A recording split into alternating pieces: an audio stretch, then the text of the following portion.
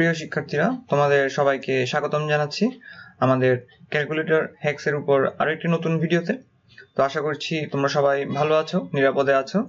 তো আজকের ভিডিওতে আমরা মূলত ক্যালকুলেটরে কিভাবে বিভিন্ন ধরনের সমীকরণ সমাধান করা যায় সেটা আমরা দেখব। আগের 3-4টি ভিডিওতে আমরা ম্যাট্রিক্স, তারপর আরো বিভিন্ন জটিল সংখ্যা, ভেক্টর, এই সংক্রান্ত আরো বিভিন্ন আমরা ক্যালকুলেটর হ্যাক্স দেখেছিলাম, সেগুলোর লিঙ্ক তোমরা ডেসক্রিপশন বক্সে পেয়ে যাবে। আর আজকে আমরা যে মডেল নিয়ে মূলত করব সেটা হচ্ছে FX991 ES প্লাস। এছাড়াও অন্যান্য যে ক্যালকুলেটর মডেলগুলো রয়েছে যেমন FX991 EX কিংবা MS, এই মডেলগুলোতেও অনেকটাই কাছাকাছি ধরনেরই সমাধান করার প্রক্রিয়া। তো চলো দেরি না করে আমরা আমাদের মূল ক্লাসটি শুরু করি। তো শুরু করার আগে আরেকটি কথা বলে নিতে চাই, যারা আমাদের চ্যানেলটি এখনো সাবস্ক্রাইব করোনি কিংবা আমাদের ফেসবুকে অ্যাড হওনি, আমাদের ফেসবুক পেজ এবং ফেসবুক গ্রুপে খুব দ্রুত তোমরা অ্যাড হয়ে নাও। আমরা প্রতিদিনই চেষ্টা করছি তোমাদের জন্য নতুন নতুন ভিডিও আনার। আশা করি তোমরা সবাই পাশে থাকবে আমাদের।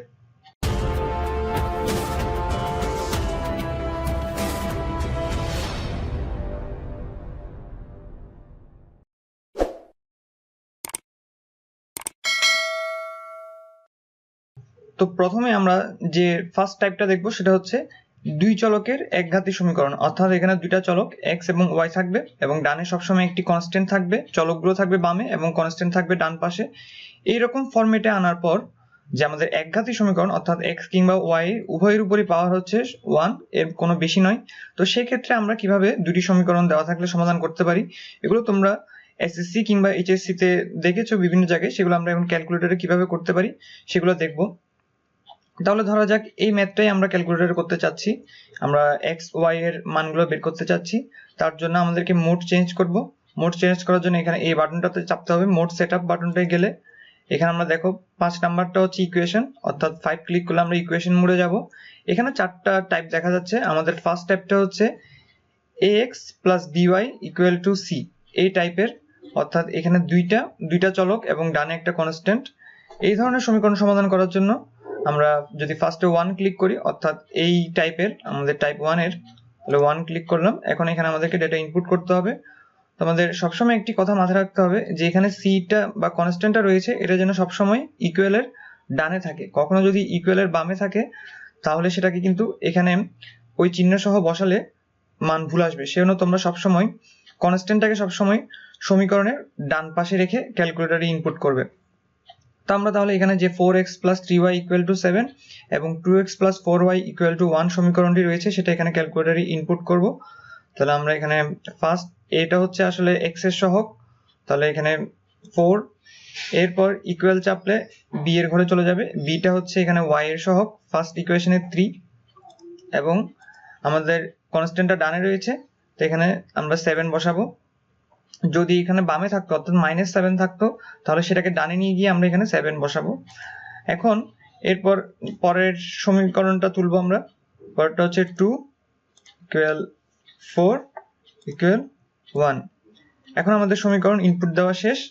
এখন যদি আমরা ইকুয়াল বাটন প্রেস করি তাহলে আমাদেরকে x এর একটি মান দেখাচ্ছে এবং আবার ইকুয়াল বাটন প্রেস করলে y এর আরেকটি মান দেখাচ্ছে। এই দুটি মানই হচ্ছে আমাদের এই সমীকরণের সমাধান। আচ্ছা, এই ধরনের কোনো ম্যাথে যদি কখনো ম্যাথ এরর আসে তাহলে বুঝতে হবে তার মানে ওই সমীকরণদের কোনো নির্দিষ্ট একটি সমাধান নেই। অনেক সময় এখানে সমীকরণের ক্যালকুলেটরে ম্যাথ এরর দেখায় ঠিকমতো সমীকরণ বসানোর পরও, তার মানে হচ্ছে আসলে ওই সমীকরণদের কোনো একটি নির্দিষ্ট কোনো সমাধান নেই। এমনও হতে পারে যে তাদের কোনো সমাধান নেই অথবা অনেকগুলো সমাধান রয়েছে। তো সেই ক্ষেত্রে তোমাদের যদি কখনো ম্যাথ করার সময় এরকম হয় তাহলে তোমরা খাতার মধ্যে ওই জিনিসটা লিখে দিবে, অর্থাৎ যে কোনো একটি নির্দিষ্ট সমাধান নেই উক্ত সমীকরণ দ্বয়ের। আমরা চলে যাচ্ছি আমাদের পরের টাইপে। তো এখানে টাইপ 2 তে আমরা দেখতে পাচ্ছি এটি হচ্ছে 3 চলকের, অর্থাৎ এখানে 3টি চলক x y z রয়েছে, কিন্তু সেটি হচ্ছে তাও একঘাত সমীকরণ, অর্থাৎ x কিংবা y কিংবা z প্রত্যেকটির উপর পাওয়ার হচ্ছে 1 1 করে। তো এখন এই সমীকরণটাকে যদি আমরা ক্যালকুলেটরে ইনপুট করতে চাই তাহলে আমরা আবার আগের মতো মোড চেঞ্জ করতে হবে। এখানে আমরা আবার ইকুয়েশন মোডে যাওয়ার জন্য 5 ক্লিক করব। এরপর এখন এখানে 2 নাম্বার যে অপশনটা রয়েছে সেটা হচ্ছে 3 চলকের, অর্থাৎ এখানে তুমি দেখতে পাচ্ছ যে ax plus by plus CZ equal to D. এখানে ডিটা হচ্ছে এখানে কনস্ট্যান্ট।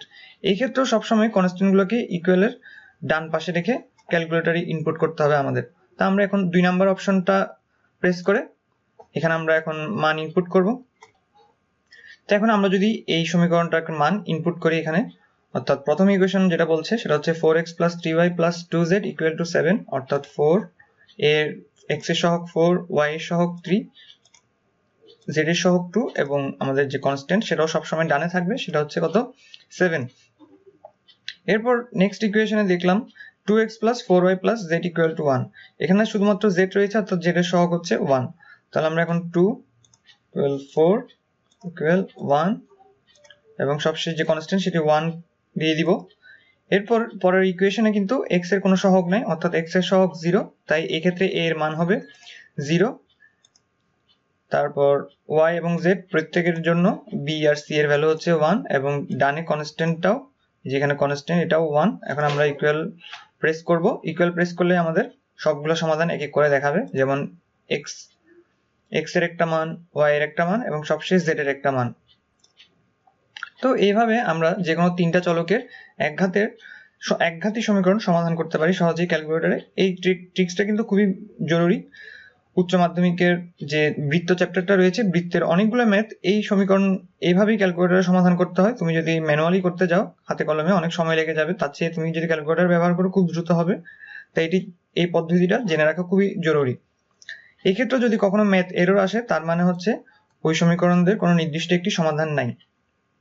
এখন আমরা চলে যাব আমাদের টাইপ 3 তে। এখানে দেখো টাইপ 3টা হচ্ছে কি এক চলকের দ্বিঘাত সমীকরণ, অর্থাৎ এখানে চলক মাত্র একটা কিন্তু ঘাত হচ্ছে 2, সেটা তোমরা অনেকেই জানো। এটাকে সাধারণ রূপ হচ্ছে ax² + bx + c = 0। এই ক্ষেত্রে দেখো আগের দুইটা টাইপের মধ্যে সমীকরণের যে কনস্ট্যান্ট পার্টটা ছিল, ধ্রুবকটা সবসময় সমীকরণের ডানে ছিল, কিন্তু এই ক্ষেত্রে সেটা সমীকরণের বামে এবং ডানে সবসময় 0 রাখতে হবে। অর্থাৎ তোমাকে এই ফরম্যাটে সাজিয়ে তারপর ক্যালকুলেটরে সেটাকে বসাতে হবে যে c = কনস্ট্যান্ট সেটা সবসময় যাতে লেফট সাইডে থাকে। তো আমরা জানি যে দ্বিঘাত সমীকরণে একটা নিশ্চায়ক রয়েছে, সেটা হচ্ছে b² - 4ac। এর বিভিন্ন মানের জন্য বিভিন্ন রকম মান দেখায়, কখনো মূলদ কিংবা অমূলদ, কখনো জটিল সংখ্যা কিংবা কখনো পূর্ণবর্গ। তো আমাদের ক্যালকুলেটরে যদি আমরা কোনো একটা ম্যাথ করতে চাই, সেটাকে আমরা জাস্ট এখানে 5 নাম্বার, এখন এখানে দেখা যাচ্ছে যে ax² + bx + c = 0 টাইপ। এখানে আমরা টাইপ 3 তে, এখানে যদি 3 তে প্রেস করি বাটন, তাহলে আমরা এই ফরম্যাটে চলে আসবো। এখানে কিন্তু আমাদের যে এটা হচ্ছে এই x² এর সহগ, এই bটা হচ্ছে x এর সহগ, আর এই cটা হচ্ছে যে কনস্ট্যান্ট, সেটা অবশ্যই সবসময় তোমাকে সমীকরণের বাম পাশে সাজিয়ে তারপর ক্যালকুলেটরে বসাতে হবে, কারণ ক্যালকুলেটরের মোডটা আসলে এভাবেই তৈরি করা হয়েছে। তা আমরা যদি একটা সমীকরণ সমাধান করতে চাই, যেমন x² + 2x + 4, সেটাকে যদি আমরা লিখি তাহলে x² অর্থাৎ x² এর সহগ হচ্ছে 1 = x² + 2x, তাহলে x এর সহগ হচ্ছে x এর সহগ 2, অর্থাৎ b এর ভ্যালু 2, x² + 2x + 4, তাহলে এখানে 4 হচ্ছে কনস্ট্যান্ট। এখন যদি আমরা ইকুয়াল প্রেস করি তাহলে আমরা মানগুলো দেখতে পাবো। দেখো এখানে মানগুলো দেখাচ্ছে কিন্তু একটা জটিল সংখ্যা। তার কারণ কি, তুমি যদি b² - 4ac হিসাব করো দেখা যাবে এটা <0 আসছে, তাই সমীকরণের মূলদ্বয় হবে জটিল। তো এখন আমরা যদি আরেকটা ইকুয়াল প্রেস করি তাহলে আমাদের আরেকটা জটিল মান দেখতে পাবো। তো আমরা যদি আরো একটা ম্যাথ করতে চাই, যেমন x² + 5x + 6, সেই ক্ষেত্রে x² এর সহগ হচ্ছে 1, x এর সহগ 5, আমাদের আছে x² + 5x + 6, তাহলে c এর মানটা হবে 6। এখন যদি আমরা ইকুয়াল প্রেস করি তাহলে আমরা কিছু বাস্তব মান পাচ্ছি, আর সেটা হচ্ছে -2 -3। তো এভাবে আমরা যে কোনো একটা এক চলকের দ্বিঘাত সমীকরণ সমাধান করতে পারি। এরপর আমাদের আরেকটা টাইপ আছে, সেটা হচ্ছে টাইপ 4। টাইপ 4টা হচ্ছে এক চলকের ত্রিঘাত সমীকরণ, অর্থাৎ যে সমীকরণের x এর পাওয়ার হবে কিউব, সর্বোচ্চ পাওয়ার হবে কিউব বা 3। তাই এখানে আগের মতোই, যে টাইপ 3 এর মতোই কনস্ট্যান্টটাকে সবসময় সমীকরণের বামে রাখতে হবে এবং ডানে অবশ্যই 0 রাখতে হবে। তো আমরা যদি এরকম একটা ম্যাথ করতে চাই, যেমন x³ + 8x³ - 4x + 1 = 0, তাহলে এটার জন্য আমাদেরকে আবার মোড চেঞ্জ করতে হবে। তো আমরা ইকুয়েশনের জন্য 5 এ চলে যাব। এখান থেকে দেখা যাচ্ছে যে 4 নম্বর অপশনটা সেটা হচ্ছে ax³ + bx² + cx + d, আমাদের এই ফরম্যাটটাই। তাই আমরা এখন 4 বাটনে প্রেস করব। যে আমাদের এখানে সহগগুলো রয়েছে, যে x³ এর সহগ, x² এর সহগ, x এর সহগ এবং ধ্রুবপদ, এগুলো আমরা এখানে এখন ক্যালকুলেটরে ইনপুট করব। x³ এর সহগ 1, তারপর x² এর সহগ 8, x এর সহগ -4 এবং সবশেষ ধ্রুবপদের সহগ হচ্ছে 1। আমরা যদি এখন ইকুয়াল দেই তাহলে আমরা কিছু মান দেখতে পাবো। দেখো এখানে এই মানটা বড় দেখাচ্ছে। আমরা যদি এখানে এখন এই অ্যারো বাটনের জন্য এখন এখানে প্রেস করি তাহলে দেখতে পাবো লাস্টে দিয়ে একটা i রয়েছে, তার মানে হচ্ছে সেটা হচ্ছে একটা জটিল মূল। তোমরা জানো জটিল মূল সবসময় জোড়ায় জোড়ায় থাকে, অর্থাৎ একটা যদি সমীকরণের মান যদি একটা জটিল মূল আসে আরেকটা অবশ্যই জটিল মূল হবে। তার জন্য আমরা যদি এখন ইকুয়াল প্রেস করি, যে আরেকটা মূল রয়েছে সেটাও একই রকম আগের মূলটারই কনজুগেট, কিন্তু শুধুমাত্র এখানে তার মানে হচ্ছে একটা মাইনাস চিহ্ন থাকবে। আমরা যদি আগের মূলটা দেখি, এখানে একটা প্লাস, একই জিনিস কিন্তু এখানে শুধুমাত্র একটা প্লাস মাইনাসের ব্যবধান রয়েছে। তো এরকম যে কোনো একটা ত্রিঘাত সমীকরণ এক চলকের আমরা ক্যালকুলেটরে সমাধান করতে পারি।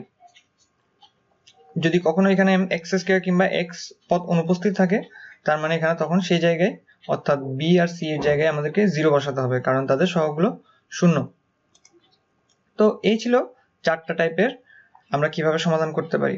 এছাড়াও এর বাইরে যে ক্যালকুলেটরের 991EX যে মডেলটি রয়েছে, তো সেই মডেলে আসলে এর চেয়েও বেশি চলক কিংবা এর চেয়েও বেশি পাওয়ারের সমীকরণ সমাধান করা যায়। তোমরা চাইলে ওই ক্যালকুলেটরটি যারা ব্যবহার করে থাকো তারা নিজেরা করে দেখতে পারো এবং এগুলো আসলে ভর্তি পরীক্ষায় কাজে লাগতে পারে। এরপর আমরা চলে যাব আরেক ধরনের টাইপ যেটা ইকুয়েশন মোডে করা যায় না। তো সেটা কি? সেটা হচ্ছে একটা এক্সপোনেনশিয়াল ইকুয়েশন সমাধান করা। তো এটার জন্য কোনো ইকুয়েশন মোডে করা যায় না, সেটা আমরা সাধারণত নরমালি করব ক্যালকুলেটরে। তার জন্য আমরা এখন মোড ক্লিয়ার করে দেব, শিফট, আমাদের মোড ক্লিয়ার করলাম। এখন আমরা এখানে দুইটি এক্সপোনেনশিয়াল ইকুয়েশন বা দেখতে পাচ্ছি, সেগুলো হচ্ছে e⁻x = 20। এখানে যদি কখনো এই ধরনের ম্যাথে যদি কখনো x এর মান বের করতে হয় তাহলে আমরা কিভাবে করতে পারি। দেখো এটার জন্য আমাদেরকে এখানে দেখতে পাচ্ছ ইটাকে ক্যালকুলেটর আনতে হবে, অর্থাৎ এই সমীকরণটাকে ক্যালকুলেটরে উপস্থাপন করতে হবে। এই যে এই ইটা আছে এখানে, তো আলফা এই বাটনটা ক্লিক করলে আমরা এখানে ই পাবো। সুতরাং x দেওয়ার জন্য তারপর আমাদেরকে আলফা x প্রেস করব। এখানে আসলে e⁻x হবে। তো e⁻x যে আলফা ক্যালক বাটন প্রেস করলে আমরা e⁻x = 20 এই সমীকরণটা আমরা এখন ক্যালকুলেটর ডিসপ্লেতে উপস্থাপন করলাম। এখন যদি আমরা সমাধান করার জন্য ইকুয়াল দেই তাহলে কিন্তু সিনট্যাক্স এরর দেখাবে। তার জন্য আমরা আসলে শিফট ক্যালক বাটনে প্রেস করব, কারণ এখানে উপরে রয়েছে একটা সলভ।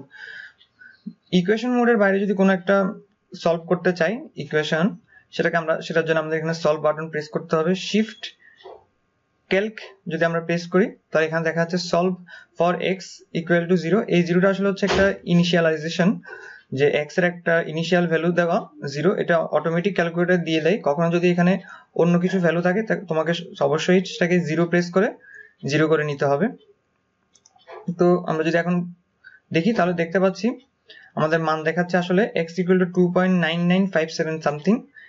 এরপরের লাইনে বলা হচ্ছে যে L - R অর্থাৎ left side minus right side = 0। যদি কখনো তোমার left side minus right side = 0 ব্যতীত অন্য কোনো সংখ্যা আসে তার মানে হচ্ছে x এর মানটা আসলে শুদ্ধ নয়। তা আমরা এখন এটা যাচাই করে নিতে পারি সেটা কি এমনি শুদ্ধ কিনা। যদিও এখানে বলে দিয়েছে যে শুদ্ধ, কারণ left hand side minus right hand side = 0, তারপরেও আমরা যদি করতে চাই এখানে x এর ভ্যালু হচ্ছে 2.9957 e⁻, আমরা যদি এটা এখন করি e⁻2. দেখা যাবে যে 2.9957 এর মান হচ্ছে 20 এর কাছাকাছি একদম। তো এটা ছিল আমাদের ফার্স্ট ইকুয়েশনটা। এরপর আরেকটা ইকুয়েশন আমরা দেখতে পাচ্ছি সেটা হচ্ছে e⁻x/2 = 40। এই ম্যাথগুলো আসলে আমরা চাইলে খাতায় লন নিয়ে উভয় পাশে করতে পারি। যদি আমরা ক্যালকুলেটরে করতে চাই কিভাবে সেটা আমরা দেখাচ্ছি এখন। তো এরপর ইকুয়েশনটা ঠিক আগেরটার মতো আমাদেরকে ক্যালকুলেটরে উপস্থাপন করতে হবে। Alpha 10x 10 to the power x বাটনে ক্লিক করলে আমরা ই অপশনটা চলে আসবে আমাদের e two the power x/2 আনলাম। তারপর আমরা আলফা ইকুয়াল বাটন প্রেস করে এখানে 40 আনবো। তাহলে আমাদেরকে আগের মতো এখানে শিফট সলভ বা এখানে শিফট যে ক্যালক বাটনটা রয়েছে সেটা প্রেস করতে হবে। শিফট ক্যালক বাটনে প্রেস করলে এখন দেখো তোমাদের এখানে আগে থেকে একটা ভ্যালু ধরে নিয়েছে সে, এটা যেন সবসময় 0 থাকে সেটা তোমাদেরকে সবসময় নিশ্চিত করতে হবে। এখন আমাদেরকে অন্য কিছু আছে, আমরা এখন 0 প্রেস করে ইকুয়াল বাটন প্রেস করব। তাহলে দেখা যাচ্ছে, দেখো এখানে বলছে কি যে x এর যে ভ্যালু সেটা হচ্ছে 7.3777, অর্থাৎ e two the power 7.377/2 equal to 40 হওয়ার কথা। যেহেতু l minus r equal to 0, অর্থাৎ সমীকরণটা শুদ্ধ হয়েছে। তাও আমরা একটা শুদ্ধি পরীক্ষা করে দেখতে পারি। e টু দি পাওয়ার 7.377/2 কত সেটা যদি আমরা দেখি তাহলে দেখা যাচ্ছে 40। অর্থাৎ দেখো আমরা কিন্তু এভাবে সহজেই ক্যালকুলেটরে এক্সপোনেনশিয়াল ইকুয়েশন সমাধান করতে পারি। তোমাদের হয়তো একটু ক্যালকুলেটরে একটু টাইম লাগতে পারে, যেহেতু আমি এটি ল্যাপটপে করছি সিমুলেশন দিয়ে, তাই সময় খুব একটা লাগছে না। তো সর্বশেষ আমরা যে টাইপটা দেখব সেটা হচ্ছে এই ধরনের টাইপ, অর্থাৎ সেটাও একঘাতী কিন্তু সেখানে অনেকটা এটা সিম্পলিফাইড অবস্থায় নাই। তো এটাকে যদি আমরা এখান থেকে ডিরেক্ট x এর মানটা বের করতে চাই তাহলে আমরা কিভাবে সেটা করতে পারি, সেটা সহজেই ক্যালকুলেটরে করার জন্য আমাদেরকে পুরোটাকে ক্যালকুলেটরে উপস্থাপন করতে হবে এবং আগের মতোই শিফট ক্যালক বাটনে প্রেস করে আমরা সমাধান বের করব। তো আমরা যাই, তাহলে সমীকরণটা উপস্থাপন করি। এখানে 13 into x minus 3 divided by 12 equal to shift calc alpha calc দিয়ে আমরা ইকুয়াল বাটনটা আনলাম। এখন এখানে যদি আমরা 49 into x minus 4 button press করি তাহলে আমরা এখন আগের মতোই শিফট ক্যালক বাটনে প্রেস করব। এখন আমরা এখানে অবশ্যই এটাকে 0 করে দিব। এরপর যদি সমীকরণ সমাধান করি তাহলে দেখা যাচ্ছে মান আসছে 4.0223। তো এটাকে চাইলে আমরা ভগ্নাংশ আনতে পারি আবার আনসার হিসেবে লিখে। তো এভাবে আসলে আমরা কোনো একটা সমীকরণকে সমাধান করতে পারি। এরপরও আসলে অনেক ধরনের বিভিন্ন ধরনের ইকুয়েশন রয়েছে, সেগুলো ক্যালকুলেটরে করা অনেক সময় সাপেক্ষ এবং ক্যালকুলেটরে এতটা প্রসেসিং পাওয়ার নাই যে সেটা তোমাকে খুব দ্রুত সমাধান করে দেবে। তো সেগুলো ক্যালকুলেটরে করার চেয়ে খাতায় করাই ভালো। যেমন এর বাইরে আছে ত্রিকোণমিতিক সমীকরণ রয়েছে, সেগুলো খুব একটা ইউজফুল হবে না, ক্যালকুলেটরে সমাধান করার চেষ্টা করে দেখা, ডিরেক্ট ক্যালকুলেটর থেকে সমাধান বের করা। তো আশা করছি তোমাদের ভিডিওটি ভালো লেগেছে। যদি ভিডিওটি ভালো লেগে থাকে তাহলে অবশ্যই বন্ধুদের সাথে শেয়ার করবে এবং আমাদের চ্যানেলটি সাবস্ক্রাইব করবে আর নোটিফিকেশন অপশনটি অন করে দেবে। ধন্যবাদ সবাইকে। আগামী পর্বে আমরা ক্যালকুলেটর ট্রিক্সের নতুন একটি পর্বে আরো কিছু টপিকস নিয়ে আলোচনা করব। ততদিন পর্যন্ত তোমরা সবাই ভালো থেকো। ধন্যবাদ।